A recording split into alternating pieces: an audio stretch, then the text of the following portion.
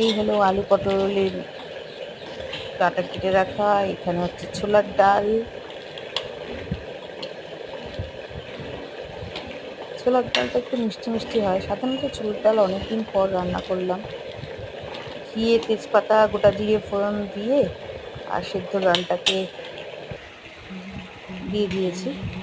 তারপরে একটু নুন চিনি দিয়ে একটু কিশমিশ দিয়ে ছোলার ডালটা হচ্ছে একটু ঘন হয়, লুচি দিয়ে যাতে খাওয়া যায়। ভাত দিয়ে সাধারণত খাওয়া যায় না। আর এটা হচ্ছে আলু ঝিঙে পোস্ত। এটা একটু ঝুরঝুরে পোস্ত হবে। আলুটাকে ডুমো ডুমো করে কেটে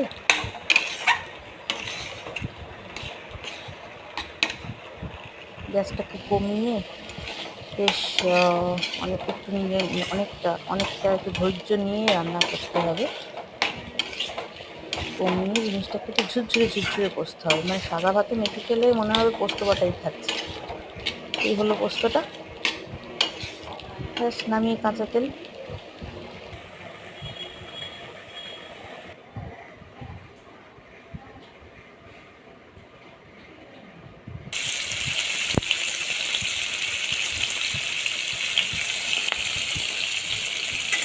ধৈর্য বোধহয় যারা রান্না করে তাদের অনেকটা শক্তি বেশি হয়। এই যে ওপর থেকে কাঁচা তেল দিয়ে দিয়েছি, খেতে কেমন হয়েছে পরে বুঝতে পারো। খাওয়ার সময় আসলে ভিডিও তুলতে পারি না, আছে হয়তো। আর এখানে পটলগুলো একটু ভেজে ভেজে নিচ্ছি। ছাঁকা তেল নয়, আমি একটু তেল কম ইউজ করি। তো পটলের তেলে আবার কিছু করা যায় না, পটলের তেল কালো হয়ে যায়। তো সেই জন্য এবার পটলগুলো একটু ভেজে তুলে রাখবো। তারপর ওতে ওই তেলেতেই তেজপাতা গোটা দিয়ে আলুগুলো ভাজবো। আদা বাটা দেবো একটু। একটু কষা কষা রান্নাটা হবে, জল না।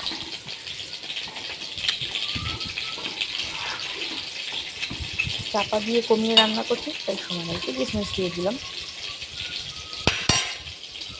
এই একটু ঘন ঘন হবে ছোলাটা। তবে না লুচি দিয়ে ভালো লাগবে, না হলে ভালো লাগবে না। যদিও দুপুরে ভাত কিন্তু দুবেলাই করে নিলাম, না হলে না লুচির জন্য আলাদা তরকারি করতে হয়, আলাদা করতে হয় তরকারি ডাল ফাল। তার থেকে একটা ডাল করে নিলাম, সকালে দুপুরে ভাতে হয়ে যাবে আর লুচি পরোটায় হয়ে যাবে।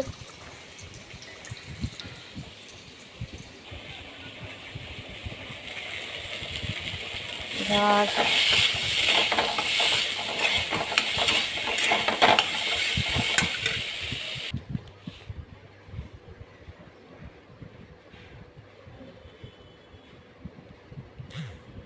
ডালটা প্রায় রেডি, ঘি কম আছে, নাহলে ঘিয়ের সঙ্গে সর্ষের তেল মিশিয়ে ফোড়নে দিয়েছি। আর নামাবার আগে একটু ঘি দিয়ে দিলাম। ঢ্যাঁড়সগুলো কেটে রেখেছি, ঢ্যাঁড়স ভাজা হবে, আদাও বাটে